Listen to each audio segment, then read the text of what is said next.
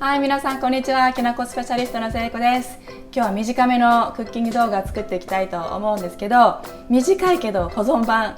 今日作るのはなんときな粉です。とうとう手を出してしまいます。自家製きな粉なんですが、きな粉作りってなんかこう神聖すぎて、私の中で尊すぎてですね、後回しにしようと思ってたんだけど、今日は作ってみようかなと思います。で、そもそもきな粉って何でできてるのって聞かれたりするんですけど、あれ大豆ね、乾燥大豆を火でいって、そして粉にしたものがきな粉なんですよ。なんでめっちゃ簡単なんですよね。誰でも作れるから、今日は実践していこうかなと思います。でね、私この前ね、きな粉の工場行ってきたんですよ。作られてるところ見たから、それね動画にしてあるので、よかったらまだ見てない方、この辺にピョンって出てくるようにするから見てほしいんですけど、そこで学びがあったから、その学んだことを生かして今日は作ってみようと思うんですけど、1個ね生かしたいことは、少量で作ることです。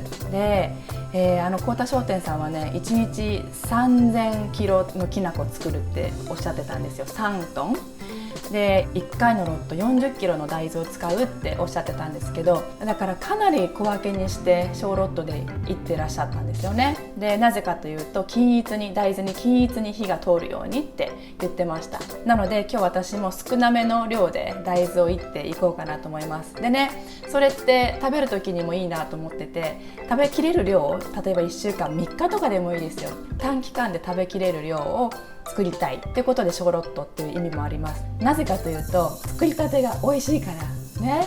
もちろん乾燥剤入れればいいかもしれないけど、食べきれる量を作ってっていうのを今回はやっていきたいなと思います。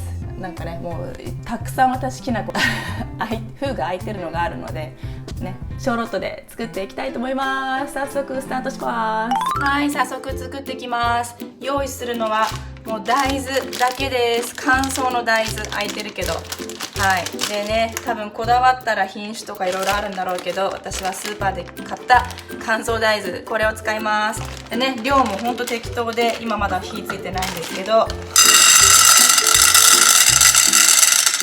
大豆が重ならないくらいかな。これくらいを入れていきたいと思います。火をつけます。でね、工場で聞いたのは250度くらいっておっしゃってましたね。これどれくらいなんだろう。焦げないように均一に火が通るように大豆を見ていきます。プロの方が見てましたよね。ずーっと大豆を見てます。で、私1回作ったんですけど、だいたい10分くらいいる感じでしたね。でね、覚えてますかね、工場でめっちゃ焙煎機がこうなってたんですよ。こういうことね。ずーっとムラが起こらないように鍋を揺する感じ。これをやります。私は機械になるよ。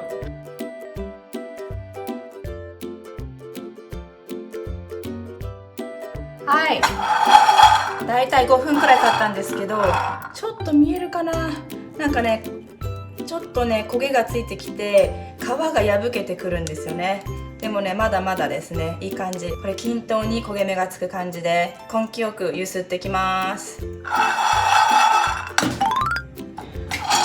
はい、10分くらい経ちました。結構入れてきたので、色づいてきたので火を止めました。わかるかな。大豆がこんな感じ。ここに焦点がいかないか。ここかい。わかるかななかなか焦点がいかないですけど、色づいてるんですね。こんな感じね。見えるね。はい。これをね、冷ましていきます。工場ではね、上からも下からも風を当てて冷ましてましたけど、私は新聞紙の上に上げて冷まして、自然に冷ましていきたいと思います。はい、新聞紙の上に上げて冷ましていきます。ちょっとこぼれたけど、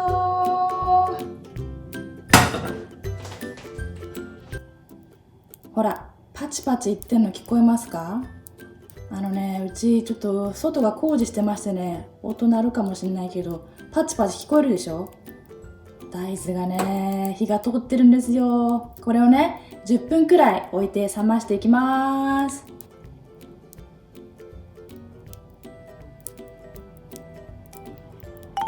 はい、そしたら粉にしていきたいと思います。さっき冷ました大豆をフードミルの容器の中に入れました。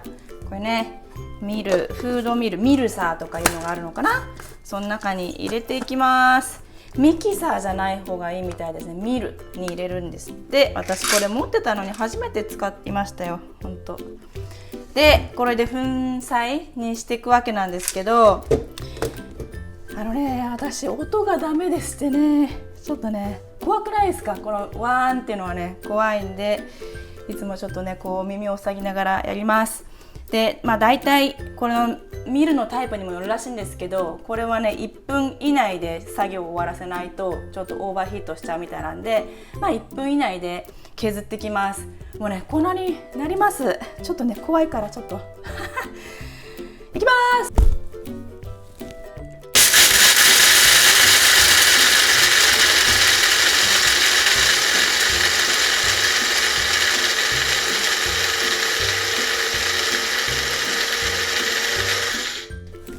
見える？ほら、もうほら、きなこ、はい、きなこですよ。これもうちょっとやっていきます。もっとね細かくしますね。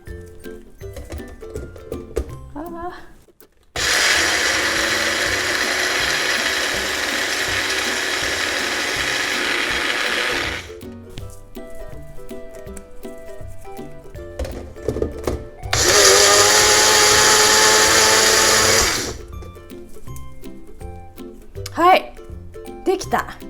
音怖くないですか？私多分恐怖症がありましてね、大きな音がダメなんですね。大きな音聞くと怒っちゃうんですよね。ほらほら、ちょっと見ますか？きなこ、ほら、きなこってこうやってできるんですよ。できたでしょ？もう完成。これきなこですすっごいいい匂いです。はい、適当な容器に入れましたね。きなこできるんですよね。例えばね、市販のっていうか買ったきなこと比べてみよう。これ例えばなんですけど、開いてるけどね、こんな感じ。これ船橋屋さんのこの前使ったきなこね、大豆の種類とか多分入り具合とかによって色もね多分ちょっと違うのかなっていう感じですね。食べてみよう。このね匂い、このね入れたての匂い、世界的に称賛される匂いだと思いますよ。もう間違いないと思うけどね。食べます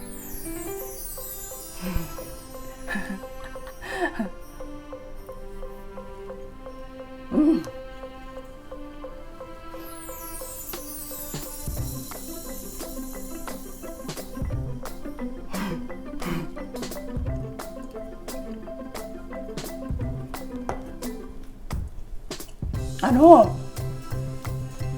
ん、やっぱり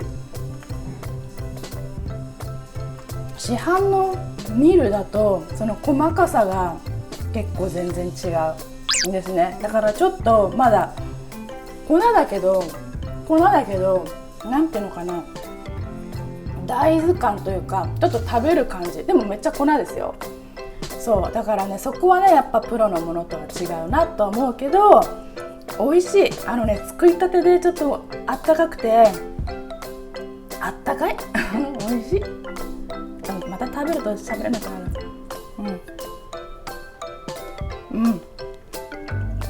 作りたてのきなこ人生で1回は体験してもいいんじゃないですか？だってもうほんとね、熱10分冷ます10分でできるから、もう出来たてのきなこがあなたの元にねおすすめです。はい、じゃあ最後にちょっときなこを使った簡単アレンジご紹介して終わりにしようかなと思います。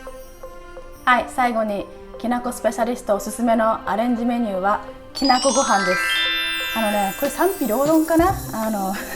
こうやって食べる人もいるみたい。炊きたてのご飯にきなこをのけるっていうね、のせるか美味しいんですよ。だけどね、そんなにこれちなみに魚沼の今年のきなこじゃないご飯、はい、新米です。新米にね、きな粉をのせますけど、こういう感じかけるね。ほらおはぎとか食べる人いるじゃないですか。そういう感じの海苔なんですけど、正直言って私結構のっけるんですね。でお行儀悪いんですけど、もう一体にしてその米粒をきな粉で一粒一粒をコーティングするくらいのきな粉の量を私はのっけて食べますが、今日はそれはしない。自分で一人でやりますね。でお砂糖も私は入れないです。好きな人は入れた方がいいかもね。こぼれた。こんな感じできなこご飯好きな人は好きだよ。やってみてね。はい、食べるです。はい。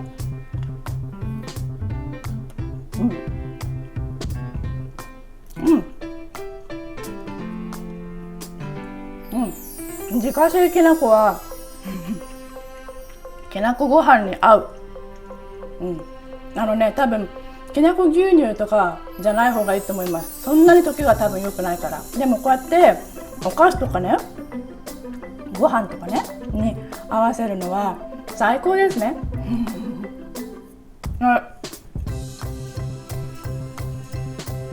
本当食べてますからこれ。